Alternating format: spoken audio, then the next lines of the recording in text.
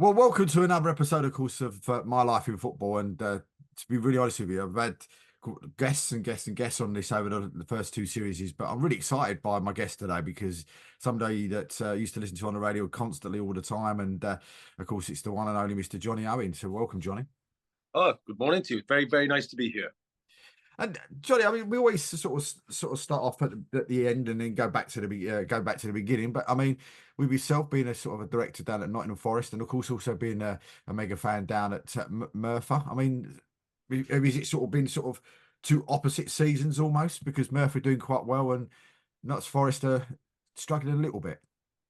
Yeah, I mean, it's such a big step up, you realise, from the Championship to the Premier League, and they've spent a lot of money, but it still doesn't bring you, sort of, every game is really difficult. That's what you realise, it's like Man City this week, and it's Chelsea, and then it's Manchester United. You just look at that fixture list and think, my God, that's a difficult sort of run of games. But no, I mean, they're still in with a shout. Thanks, love. They've got the points reduction. There's an appeal in place. So Forest are just really hoping that they can survive and stay in the Premier League. Merthyr something very different. We were chatting before we come on air. They've had a really good season, especially considering a few years ago they were nearly relegated. Well, they were relegated really. They were only sitting on because one of the teams couldn't fulfil their promotion. But the turnaround's been remarkable, and that's testament to the manager and the team. And they're going for the playoffs this year. So that's been something that's been great to remember. I've really enjoyed it. Like we sponsor the shirt now, me and my wife, Vicky, our company. And I'm a big fan of non-league. All right, so I've been involved in it now for like 13, 14 years and literally fallen in love with it. And if I could do it as a job, I'd be there like a shot without any shadow of a doubt. But I mean, Jonny, talk to us about how you actually first got involved in football in the first place. I mean, was it through plan, or was it just going watching with parents, or where did it all sort of start from yourself? Yeah, I mean, I come from a place called Merthyr Tydfil, I just mentioned, and it's historically really famous for being a football town in a really rugby heartland, really. And I don't know why that is. It's some sort of historical quirk. People often talk about it. So football was everywhere when I was growing up as a kid. My father, my grandfather, my brothers, everybody was football daft. Everybody I was in school with. So it was all the cliches to me of like going into school 3/4 an hour early, playing on the yard, break time.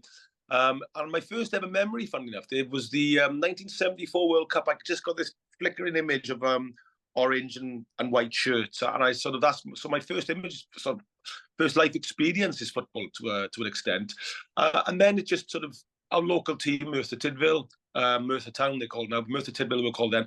My great grandfather was a fan. My grandfather, my father, my great uncle was a chairman there for a while, David Owen, quite a well-known person at Merthyr. So I was taken from a very young age really up to watch them and sort of there's a grass bank then behind the goals, and we used to play football a lot at the time when we were young, when the game was going on. So it was just always in my life really. It's always been there. Everybody around me was obsessed with the game. Everybody around me still is obsessed with the game, and I often say to people like that great Paul Weller quote, all growing up, the three staples for all of us really was music, fashion, and football, and it's so true. Actually, he's bang on, and that's what it was like for me. Really, I do love the game. Did you play yourself though at school and that? I did. I played for school teams and stuff, and I played like in the local leagues and things. I was all right. You know what I mean? I think one of the things you learn from quite a young age is like really exceptional players stick out from a young age. I was the same age group as Mark Pembridge, who went on to play for Everton and Benfica and Derby, and he was miles better than everybody else, even when we were kids. They're like superhumans. And it was the same. It was a lad a year above us called Brian Law, who went on to play for Wolves and Millwall, and he was the same. He was just so much better than everybody else. So I kind of knew from a kid really that I was never going to be. I dreamt of it like everybody else, but I knew I wasn't going to be a professional player because those players just seemed so good from that young age. But I always loved playing it. I had my last game. I can remember actually. I was 36. I played in a five-a-side team in the Merthyr five-a-side league, and we won that division. I never forget it. And I scored a goal in the last game. And I can remember my brain going, that's the last one for me. I'm kind of done. But I loved it. I love playing with mates. It's a great social thing for kids and as an adult to sort of to do. But yeah, if you had to say to me how good I was as a player, I'd say I was a solid 7 out of 10, really. Do you know what I mean? And I could play in midfield, decent. I could strike a ball, hold it. I was all right. Do you know what I mean? But I loved playing. I miss it, really. I still miss it. You didn't get involved in didn't ask you to join the old TalkSport five-a-side game that they had the other week then? No, they did ask me to get I do get asked every so often to play in charity games and things like that, but unfortunately, I had a discectomy, they call it. I had a bit of a disc-shaped shave on my back in my mid-40s. So I was kind of told then that, you really have to hang the boots up. You don't want to antagonise it. Because I was a little bit, possibly, in a few years' time, I might get involved with walking football. That looks pretty good. Yeah, the days of me sort of like even going out for a charity game. I did play my last charity game on Meadow Lane at Notts County's ground. Just before I had the back operation, and I can remember thinking, "Oh God!" Woke up the next day stiff as a board. So yeah, that was it for me. Was it that, or was it because you were playing at Notts County? I didn't score a goal, but I did save one off the line. My mates, and I played with a few ex-players as well. They were brilliant. People like Paul McGregor was there, David Johnston, John Thompson, all played for Forest. And God, again, they just never lose it. They've all got that touch. They can take a ball, control it, and pass it. And yeah, it was a great experience to play with old pros, and to see how good they are on the ball. It's always an eye opener when you play with somebody who's played, how good they are. So can you remember your first game you actually got to see down at Merthyr? I can, yeah. It's kind of, I'm not sure. I've spoken to an historian down there, and he's not sure. We played Chesham in the FA Cup, and we got through to the first round for a long time, for the first time in a long time. And I remember walking to the game with my father from my grandfather's house, and somebody scored because we were a little bit late. And my father stopped on the hill and went, "Who scored?" And he couldn't work out whether it was the away team or the home team. We lost the game 3-1, I remember. And I went to that game, but there was a game at a similar time where we played Watford in a friendly. And I went to that as well because I had the programme. So those were my first two games, both up in Merthyr. And my father took me to a Welsh Cup game against Swansea, which was packed and things like that. So I was always getting taken up to Merthyr town from a young age, really, to see them, especially big games. And then when I got to about 14, 15, all my schoolmates were going up to watch them. And then they had this terrific team that sort of like say got promoted, won the Welsh Cup and beat Atalanta. And I kind of like caught that smack in the mouth, really, in a beautiful way. So when I was 16, 17, Merthyr were probably one of the best teams, certainly in non-league, and probably the best team in Wales at that point, regularly beating Cardiff and Swansea in the Welsh Cup. And so that was when it really took off for me, going home and away then. What was that like though, going with your grandfather, going into, for the first time going into a game? I mean, I know with my dad, local to where we are, of course, it's down to Leighton Orient. Do you know what I mean? And we always went to Leighton Orient, and it was, and there's certain games there for me that sort of stick out, So I mean, but for a young kid going into a ground like that, it's just and I still get it now if I go on a tour of somewhere like Liverpool or Manchester United, and you walk in and it's sort of like, because you don't often go to those grounds. So what was that like for you as a young child going into Merthyr? I know it's not going to be on the scale of that, but what was that like? It was amazing, the lights and the atmosphere and smells. And something very similar that did happen to me, Dave, funny enough. I went to watch Wales against England in the home internationals, the old home internationals. This would have been like 81, 82. Trevor Francis scored the winner, and I got to know Trevor really well after, bless him, who's passed away now, because he scored the goal, and I spoke to him about it. But I remember going to the game with my father and my grandfather. It was packed. It was about 50,000 at Nottingham Park. I can remember leaving, and it became a bit of a family story. And there, I'm holding their hands walking up the ground. And my father looked down and went, "Do you enjoy that, son?" And I was like, "Enjoy it?" I was like biblical, it was like a religious experience, the crowd and the noise and the atmosphere. And that was me then. I was like, "Oh my God, that was one of the most." And I remember going to school the next day, and telling everybody about it. My mates going, "Were you there?" And I was like, yeah, I was in Nottingham Park. I watched them. England brought about 10,000 fans, Union Jacks as it was in them days, and all the colour, like a pageant. I just, I really fell in love with it, and it was one of my most, fondest memories, really, walking between my father and my grandfather, holding their hands, go into this game, and yeah, I'll never forget it.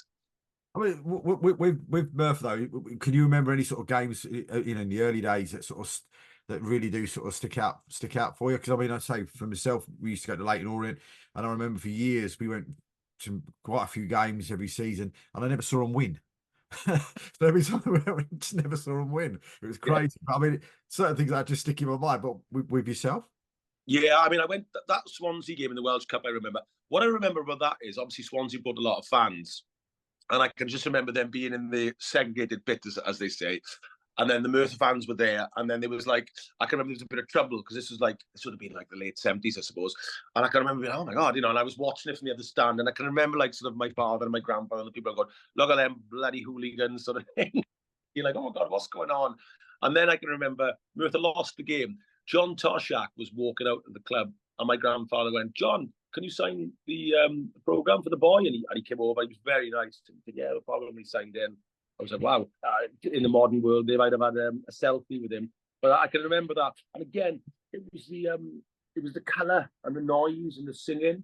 And I can remember there was a bit where Swansea was singing this. They sing a famous song about being on the North Bank and blah, blah, blah. And then we're all holding their scarves up, black and white scarves. And it looked, I remember thinking, oh, that looks incredible, So again, it's those images that you remember and stick in your mind as a kid, that used to, I think makes you fall in love with it.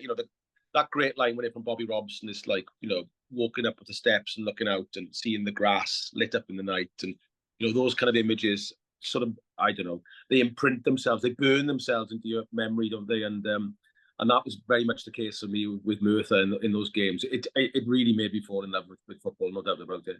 And that sort of link with Merthyr as well. So I mean, going forward with them, and I mean, can you remember the first game you went up there with, by yourself? I mean, was there times when the grandfather couldn't make it or wasn't around? And I started going up with my mates then the season that they won the Welsh Cup, and I can remember one of the first games was against Moor Green, who became real rivals of ours. And we never lost much in them days. I said we had a really good team, but they beat us. I can really remember that. And I can remember being sort of a bit shocked. And Merthyr used to get a few thousand every game. They were the best supported team in that league. Still are a great supported team, really. And I can just remember starting to go with my mates then. And I sort of saying to my father and my grandfather, I'm going to go up on my own now.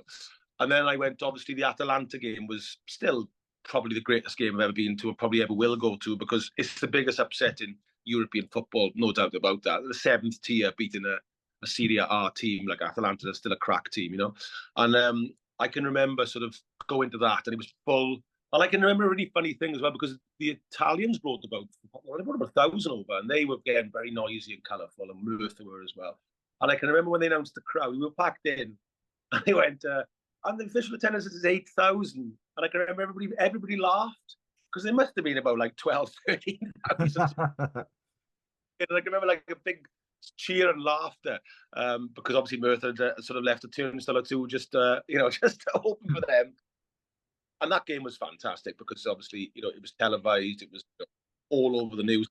World, certainly in Europe, it was leading the news, because it was the first time a British team had played an Italian team since Heisel's tragedy. So there was a lot of press in the town, really concentrating on Merthyr, and they would come into our schools, and it was amazing. They were in the town centre, eating in Italian cafes and things. So it was a wonderful sort of experience, and that was the time then I was starting to go up to all home and away with my mates, and I became a bit of a fanatic then, really, for many home or away games for about 4 or 5. And of course, it's not for everybody to beat Atlanta, is it? Well, it kind of went viral. It was a bit cheeky, really, but it went viral. And I think, listen, great football club, one of the greatest football clubs in the world with an amazing history. So it was a bit cheeky for Merthyr to say, like, it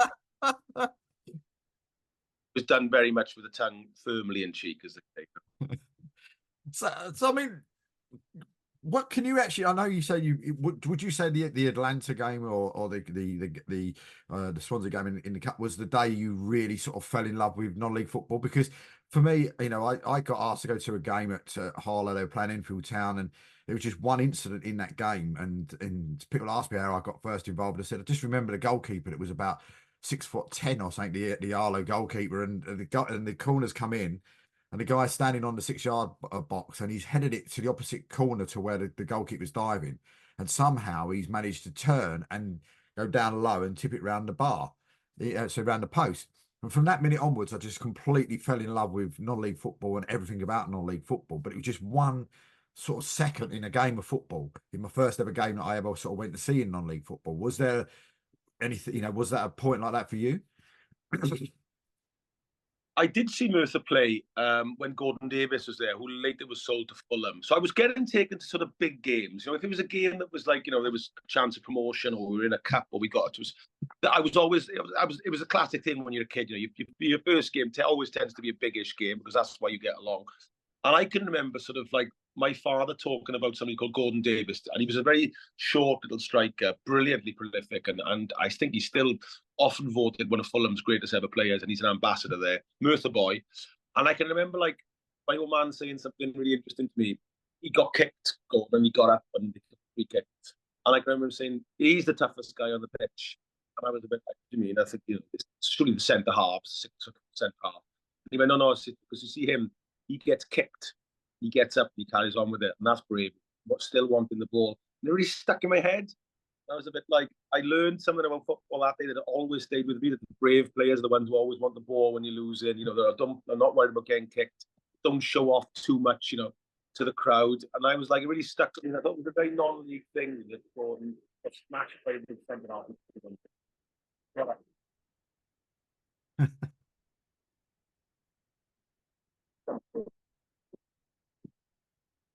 Jonny, we're just losing your mic. We're just. Is that any better? Yeah. I suppose with it though, with Merthyr and going on. I mean, how is there games sort of after the lantern? As you sort of get older as well, is it? Was there games after that? When you'd be sort of going into work. I mean, was that then getting difficult to go there, or was it still carrying on? Okay. No, I went solid really for a few years. What happened with me was I was in a band, and we got signed. So I was playing all the time, Pocket Devils. We were signed to Warner Chapel. So I was always out with a guitar tour, and I just try and get along to midweek as much as I could. So I always kept it. I never stopped going. There's not been a season where I've not gone a few times. You know what I mean? So I kind of I enjoy watching Merthyr more than anything else now in my life. It's my lifelong friends are there. I love the club. I love non-league. I love the atmosphere. Merthyr was nearly lost to us a few years back, only by the brilliant endeavours by a lot of the fans to keep the club alive and to play in Tatswell, which is near Cardiff. And I'm so thankful they did that. And that's why, if I can help in any small financial way by sponsoring the top and putting some money towards the pitch and things, I'm very happy to do it, really, because they mean a lot, not just to me, but to the local community. You've been out there yourself, David. It's a fabulous ground to go to. It's a great atmosphere. There's a wonderful setup, and it's a brilliant place to take your kids, and lots of kids get along there. And for a town like Merthyr, which has had its fair share of hardships, it's fair to say that, after the miners' strike, there's been a lot of social deprivation. The pits are gone, the factories have gone. The club really now is one of the symbols, if not the symbol for me, of the town. It's got, it's got an iron heart, as they say the town has. And I think everybody in Merthyr does look to the club. And if we do get a bit of success, like this season, and there's a game like last season in the FA Cup, it gets packed and the atmosphere is electric. So I do think like Merthyr has got the potential, possibly, to certainly go up a league, or possibly two. They were in the GM Vauxhall and competed and survived there for many years brilliantly. So there's a load of potential with Merthyr, but I'm just happy that it still exists. And after seeing the scare of it nearly going bust, it's enough for me that they're just still there. So what was that like that season? I mean, I was speaking to your friend and my friend, the late Anthony Hughes, and he was talking to me a little bit about his sort of perspective of what was going on at that sort of time, and coach travel and coaches and people arguing because who was in charge of the club at the time and who weren't in charge of the club at the time. What was that like though as a fan at the time, to sort of seeing it going through so many different sort of changes of ownership over a very short space of time, especially after all the success, and then, as you say, almost going out of existence, and then the council then phoning back and saying, look, take the ground back? I mean, what was that actually physically like for a fan? It was really, really sort of worrying at that time. And like I said, it was only the endeavours of people like Anthony Hughes, Mark Evans, and all those kind of people that were fantastic, really, in helping save the club. Anthony has, passed away, bless him. He's a dear friend of mine and yours, and they've just named a stand after him, which I think is a wonderful gesture and fully deserved as well. He was a terrific guy. I remember Anthony when I was very young, and what people don't know about Anthony, he was a really good footballer. He got a really, really sweet left foot, and people were talking about that when we were sort of at his memorial and things. I mean, he was pivotal. There are people there that care at football clubs, as you know, David, that are really important and much more important than people realise. Owners and other people are often transient, managers, even players sometimes, they come and they go. But there are people that, are lifelong fans, and they are the ones that save it. And it was, all I could do at the time was, obviously I got down to a few games and a few meetings and donated when I could. But it's the people who live there. That's why I take my hat off to them. It's when people say to me, "Oh, you do a lot for Merthyr Town." I'm like, I really don't in comparison to others. Of course, I sponsor and I donate when I can. I try to get down. I live in another part of the country now. But there are people who daily really care about that football club. Lads who run the shops and the turnstiles. And there's a huge volunteer culture there as well, which I think is brilliant. And, you said it early on, that's what makes you fall in love with non-league. People are doing it because they love the game and they love the club. And that was a deeply worrying time. And there's a flag now, David. It's called Progress Through Stability. It's a really big Welsh dragon, and I think it's the motto for a lot of fans. Let's not get carried away. Let's not overspend. Let's not put the club in danger ever again. By small increments, if we can get better and better, which is what was happened, then I'm a big fan of that. And I think that's what's happening up there at the moment. So with your sort of, personal success as well, did that sort of, was you feeling a lot more sort of happy about things to be able to help sort of Merthyr then? Was that a case of like, great, now I can actually, help out a bit more than what I want to? Because I always sit here thinking, if I won the lottery, I could help them out more, I could help this person out, and I could help that one out, and I could do this and do that. In your sort of, sort of stardom, as I would call it, do you know what I mean? Does that help out? And, with that sort of scenario? Yeah, it does. I mean, I'm very lucky in life, touch wood. I've seemed to have done reasonably well. And, if I have a little bit of money that, I can use to help the club, I'm very happy to do that. My wife, Vicky McClure, is really successful. She's one of the country's sort of highest profile actors at the moment. And she puts half in, She's not from Merthyr. That's just because of me, and she's been there. So when we do stuff like sponsor the shirt, my wife goes, I'm going to give half to that as well. It's a remarkable thing. So my wife has got involved, Vicky McClure, in sponsoring Merthyr, which is amazing for her. And, what you just said, David, is right. Because I've been quite lucky and got a certain point in my life where I can sort of help out, my first thought was always, I want to help out Merthyr Town Football Club because of the history, because I'm a Merthyr boy, because I supported them all my life and I went there as a kid, and I really, really, I dearly love all the people that are involved with that football club. Would you say that's a line of duty then, yeah? Very good. It is a line. I mean, is that like I said, when I said I was going to do it, she was like, "Well, I want to contribute to that as well," which sums it up really. She's brilliant. I think I saw I bought a cup of tea into you. I thought, so don't come on screen, whatever you do, I can't afford it. Yeah, got me a nice cup of coffee, bless her. So I said, I'm going in there to talk about Merthyr Town for a bit. She was like, "Oh, well, you'll be happy with that." Then I said, "It's not a difficult thing to do, But I think it was one of those things. And tell me if I'm wrong. That sort of side of your life, if I can just digress just for a minute, I think if I remember rightly, and again, I might be completely wrong when I say this, but I remember driving to work one day and you were on the radio on TalkSport, and somebody had said something, and you said that you could get Vicky on the show next week. And if I remember rightly, the guy didn't say, "How are you managing to do that? How can you get hold of that? Get hold of Vicky for next week?" And you had to explain to him that she was your wife. And I thought it was quite funny. I remember exactly where I was. If I've got the story right, and I almost crashed the car for laughing because it was quite funny. Yeah. They used to say often, obviously, when the new CDs came out, they go, "Can you ask Vicky to come on?" I go, "Yeah." So I'd be home in the night. I go, "You want to come on the show next week?" And she'd be like, "Yeah, okay." So that's how it works, I suppose, isn't it? Bit of insider trading, as I say. So I mean, with sort of your Merthyr side and all the rest of it, I mean, how often does the lady wife actually come with you, or does she come down there with you? Because it must be difficult for her to come down with you, because you're famous yourself, but and I don't mean this in a disrespectful way, but Vicky's sort of really in that sort of public eye as well with some of the fantastic shows that she does. So Yeah. is that very difficult for her then to sort of come down and with you?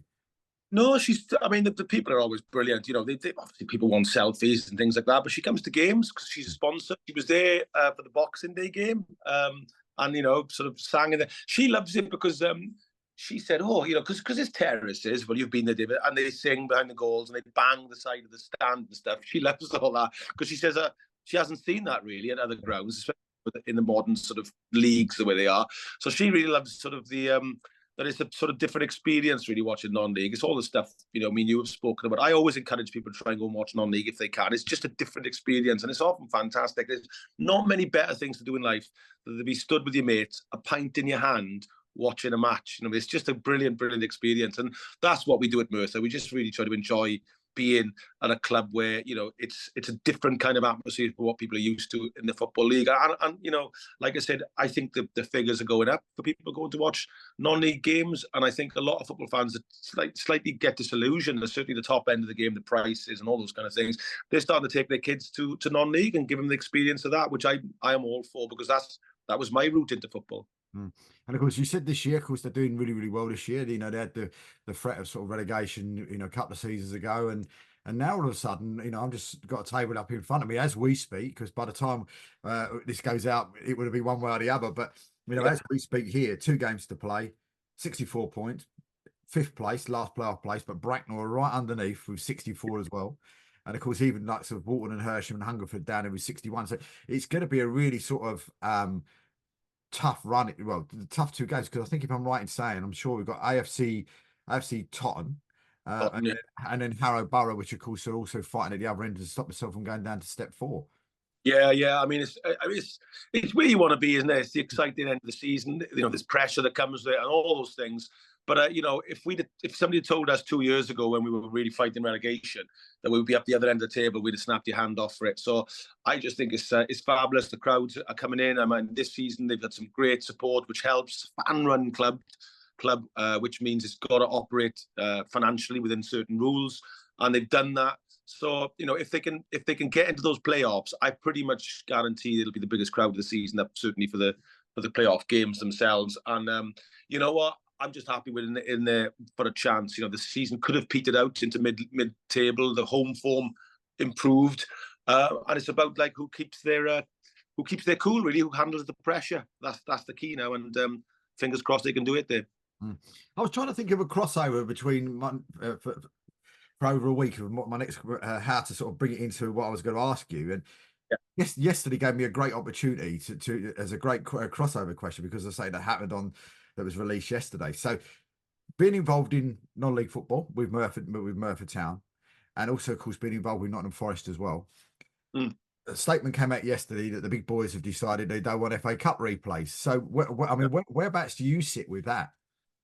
Well, for me, that's disappointing. You know, I mean, I think the thing with the FA Cup that people forget is it's not just, you know, the romance of it and, you know, sort of seeing a giant killing, but it's the financial side of it as well. If you're playing against a team, I mean, I think the FA Cup still operated with the rules where, you know, you got half of the gate. So a game against Manchester United at home, if you did manage to draw, and then got them away, that's worth, you know, a lot of money for clubs, and that was always a great incentive, and that was a big part of the FA Cup. I always felt the history that you could get money into the coffers, and that's going to be gone now, and I think that's a shame, you know. And I also think it's a shame that they did it without into the Football League. And I know a lot of Football League clubs have put out statements saying how disappointed they are because they were never consulted, but it does seem that there's a huge chasm now, isn't there, between the Premier League and the Football League, you know, and the Premier League operates in a sort of different financial world or universe, really, in comparison. But for me, again, it's just, I do worry slightly with VAR, pricing,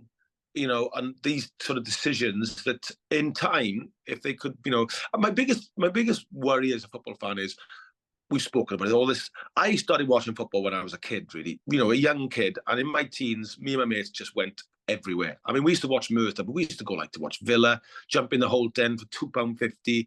You know, we'd go and watch Cardiff City. We just used to love going to watch football. And you can't do that anymore. You just can't do it. You know, because, you know, you need, it's the pricing, it's the tickets. How do you get tickets? You know, it's just, those days are gone, really. And I think that's a shame, because I lived those days and it was brilliant. I loved it. I loved going up to sort of Villa to watch them play Manchester United or Liverpool. We do that, and it was an amazing experience, and you can't do that anymore. And I just think that's a bit sad. And the FA Cup, like you said, I just think it's a shame, really, because it is the most famous cup competition, domestic cup competition in the world. There's no two ways about it. It's history. And, it, you know, the last 15, 20 years, it's just slowly become diminished. And here we are now. We've ended up with, there's not even going to be any replays. It's a shame. I think I put a post out yesterday, Sir Brown. It's saying that, you know, for me, you know, if you get to that situation, it's Merthyr versus Manchester United, then Yeah, Merthyr should be given the opportunity to say to him, right, do you want to play at Man United or do you want to play at yeah, your ground? You get the option of where you want to play, home or away, and also as well, you take the whole of the gate and the whole of the TV money.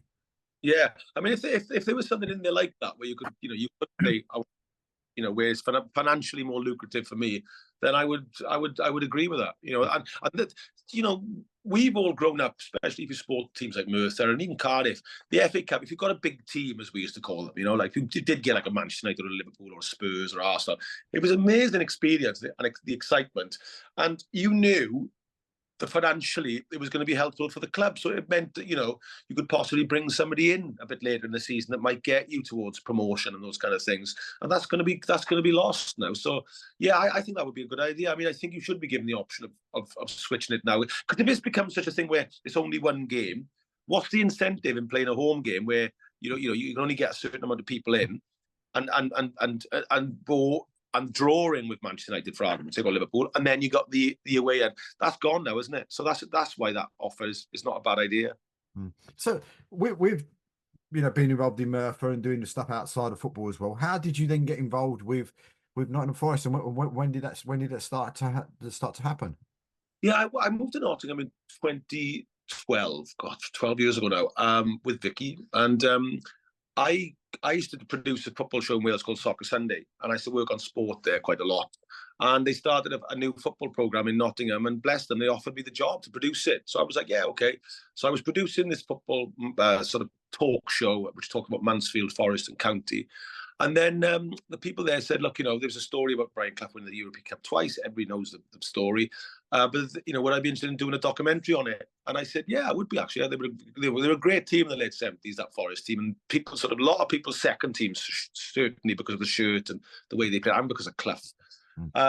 So I started this documentary, and I realized pretty quickly, David, that it was probably bigger than the idea was just to put it on local television.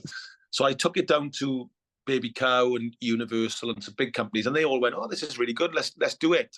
And then it became something much bigger, and it ended up in cinemas and doing really, really well. It was a critical hit, but it was a commercial hit as well, which really helps. So I'd done that, and then 2015 that came out, and then just about that time, the new ownership came in at Forest, Mr. Marinakis, and he asked for a chat because he'd seen the film. And I met him in London, and we got on quite well, chatting about football. He's a big football fan. He's Olympiacos fan from a kid, really owns the club. And he said to me after, look, would you fancy having a role in some capacity at the club? And obviously I was living in Nottingham, so I said, yeah, okay. So I've been there really for 6 years, and it's been an amazing experience. I mean, I've learned so much because, you are working with people who are CEOs and COOs and all the financial stuff you see and the way the football is run. And obviously they got promoted, which was massive. First time in 25 years, I think it was. So that was a big moment as well. But it's been a great experience, really, to sort of see, how football works. And, like I said earlier, the difference between the Championship and the Premier League is massive, not just financially, but everything about it, like the sort of the attention, the teams you play, all of it, really. It is like sort of stepping into a different universe, really. I mean, that documentary you're talking about called "I Believe in Miracles," and what a it was absolutely outstanding. I'll be honest, I loved every minute because we watched the other Cloughie film that had been out previous, and and that was really good. And then sort of sat down and watched it on the box. I even went out there and bought the DVD as well and got it on DVD. So sit and watch it at the time. But it's that part of the time was a fantastic story. How long did that take you to put together? And did you? And you must have met some fantastic people doing that. I did, yeah. I mean, there's a few of the players who live in Nottingham now, like John Robertson, Gary Birtles, Colin Barrett, and Frank Clark, and we all meet every Thursday now. We've carried on becoming very close friends, really, and it was a joy to do it. And it's such a great story that it's almost unmatched, really, in sport, let alone football. The fact that he's like, he takes his mid-table club and he wins 2 Champions Leagues. It probably would never happen again. It was such an incredible moment in football history, and the way he created the team. And when I did it and I started interviewing the players, I discovered they were much funnier than I expected. They had great anecdotes. Obviously, Clough is a superstar. All his autobiographies are always reprinted, and anything you see on YouTube always gets so many hits because he's just a natural star, really. He's got that quality that you just can't take your eyes off him. So I had Brian Clough which always gives you a good start because what a story he is. Then I had this story of him, like the redemption side of it, where he goes to Leeds, he's only there for 40 whatever days, and then he goes to Brighton, and he's on his uppers really, and then he comes to Forest and he turns it all around. It's an amazing story, and also the players, so he turns John Robertson into this sort of superstar, this the greatest player in Europe at the time, people said, and I just think there's an amazing bit in it where we say when he goes to Nottingham Forest. They are 16th in what they call the Championship now, or second division as it was then, and he takes them over, and within 5 years he wins the title, gets promoted, title, 2 League Cups and 2 European Cups, and this is the best. People was gasping in shock. This is in comparison to people like Guardiola, those brilliant genius managers and coaches now. 5 of the team were already there, so 5 of the team. He didn't buy, he bought players in, but 5, and people are always like, wow, you think. If a team is, sort of in the mid-table of the Championship, are not struggling, but just sort of ticking along, you think you'd have to have a complete overhaul of the team. But I think what makes the story really magical was John Robertson, Tony Woodcock, Viv Anderson, Martin O'Neill, Ian Bowyer. They're all there. 5 of them who played in that European Cup final are all in the team. So we turned players from, mid-table players into internationals, into superstars. And I think that is a testament to Clough's genius as a manager. It's not that he just bought players in; he actually worked with the players he got. Yeah, and he was a genius really at that point. There's no two ways about it. I think he was one of those managers as well, Johnny, that a bit like Alex Ferguson, where he was a tough manager. He was a bit like Marmite. Some people liked him, some people didn't, but everybody that played for him just were in awe of the man. Yeah, I mean, this is the thing. It's like.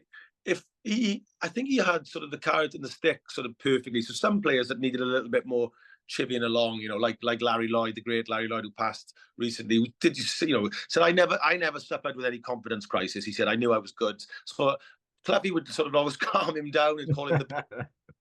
To me, whereas others like John Robertson and Kenny Burns, for argument's sake, Kenneth, he would talk to them and he put an arm around them. Don't worry about people say about you. I think you this. So he was really clever, really, in how he managed the different players in different ways. They would all run through a brick wall for him. There's no two ways about that. And like I said, but he worked out different characters in the players. And the thing that shocked, no, I shouldn't say shocked me, but I was surprised at the most about Clough was that he wasn't one for big speeches. They were like, no, he wouldn't say much. He'd for a game, 1 or 2 succinct points, tell you what you need to do. Half time's the same. Bailey would say 1 or 2 things. You just need to watch yourself there, this player. And that was it. I expected this big sort of like rousing, brilliant. But they went, no, he was the complete opposite. He was always calm. He would always sort of just point out 1 or 2 things. And he always spoke about you rather than the opposition. He said, let them worry about us. This is what we need to do for ourselves. And I was fascinated by that. I think he'd got to the point, he was in his mid-40s by the time he's winning those cups. He'd been to Hartlepool, as they were then, got him promoted. He'd gone to Derby, been brilliant at Derby, obviously fallen out with the owner. Then he'd had the problems in Leeds and then not a great time at Brighton. But by the time he got to Forest, he was absolutely at the height of his sort of management powers, really. Can you remember the first game for you? Was it in 2015, 2016? Yeah, I went down. So basically, my wife laughs at this. When I first moved to Nottingham, I was here working, so I thought, I'm going to have to go and watch some football.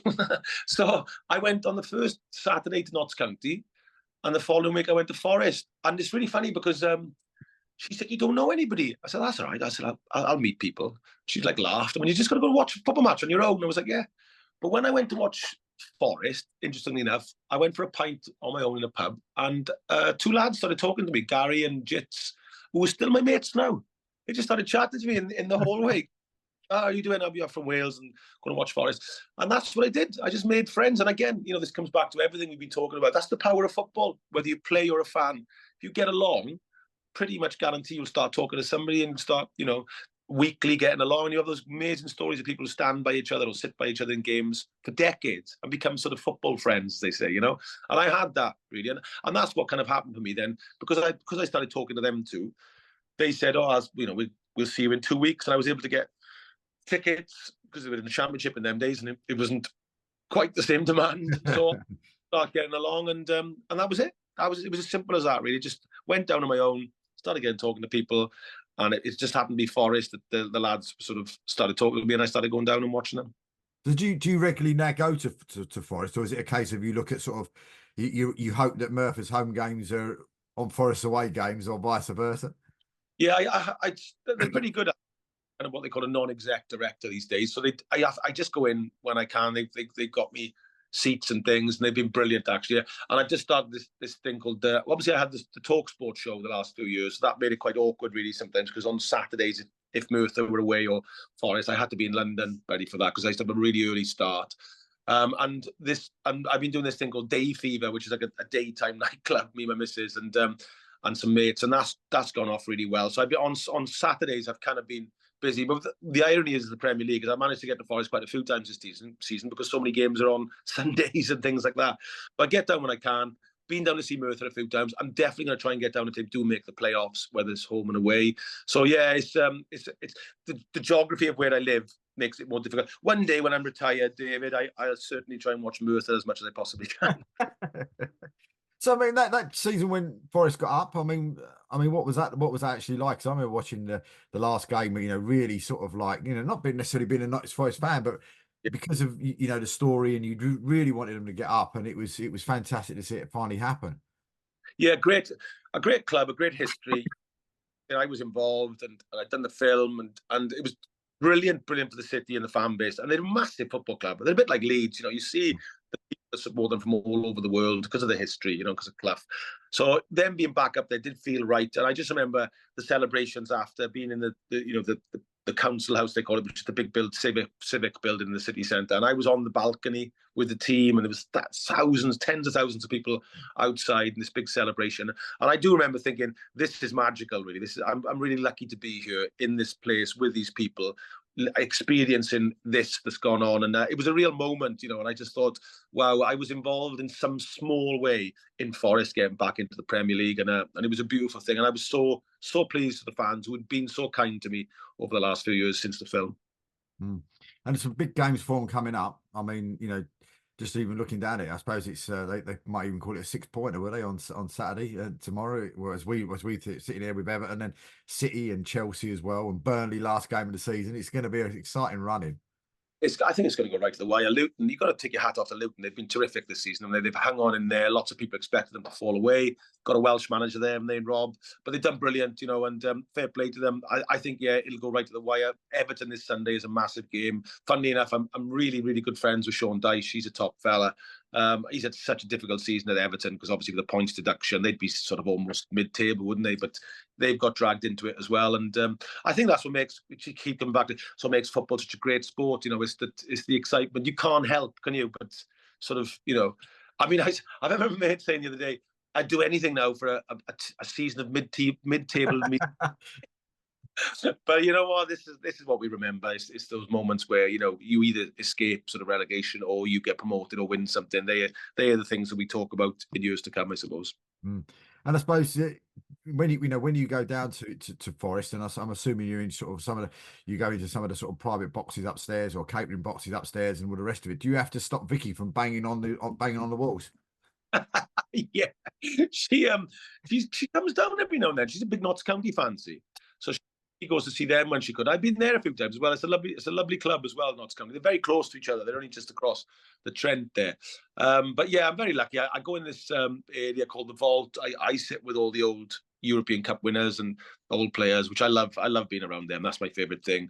And then we go up into what they call the Peter Taylor stand now, and we watch the game. There's still an amazing atmosphere at the City Ground. It's still one of those traditional classic old football grounds, and there's not that many left now, is there really? And when it gets going, and the atmosphere takes off, it's some place to be. You can feel like that history in the place, and I would recommend to anybody try and get along to a game at the City Ground if they can, because it is a special place to watch football. No two ways.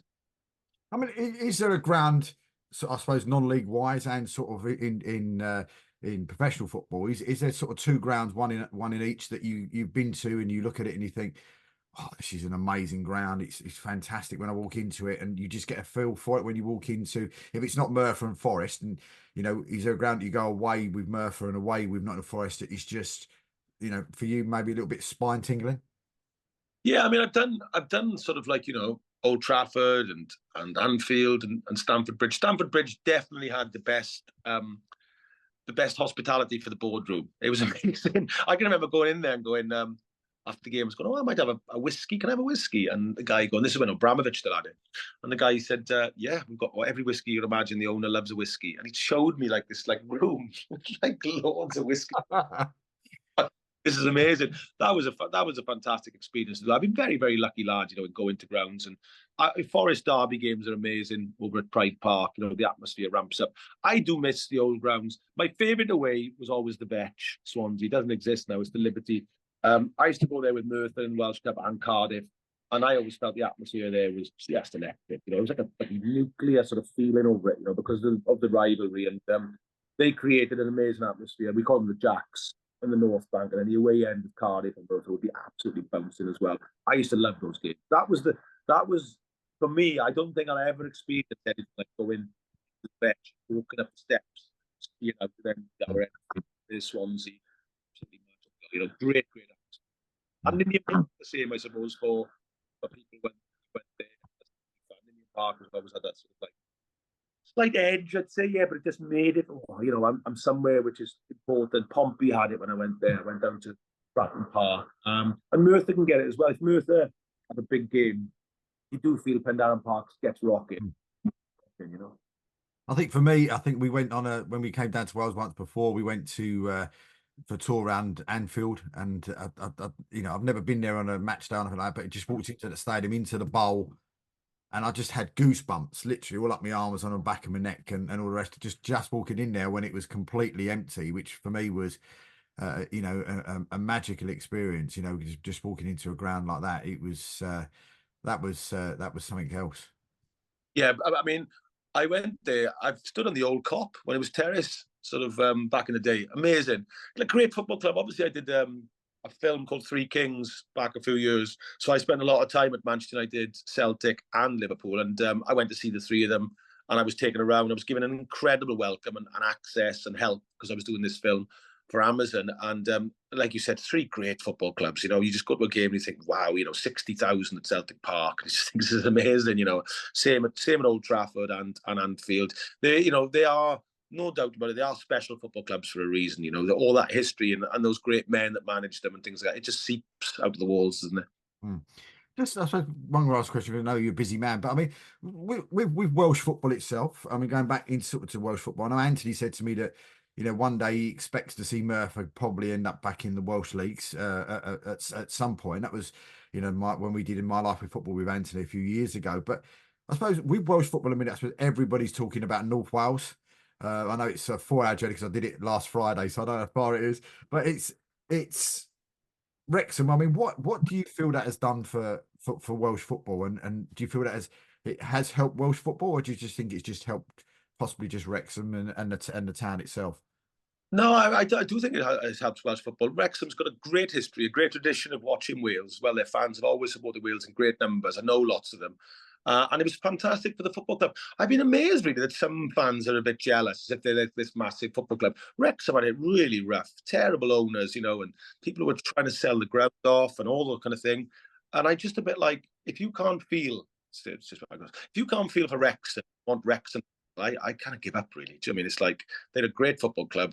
They've got great people there. I love what the owners have done. Their wage bill isn't even that high in comparison to the club. So they've done it not by chucking serious money. They've done it properly, got up 2 years. Now, I'm for me personally, absolutely delighted for Wrexham. I think it's terrific for them, terrific for the city, and terrific for Wales as well. I'm delighted that they've got up.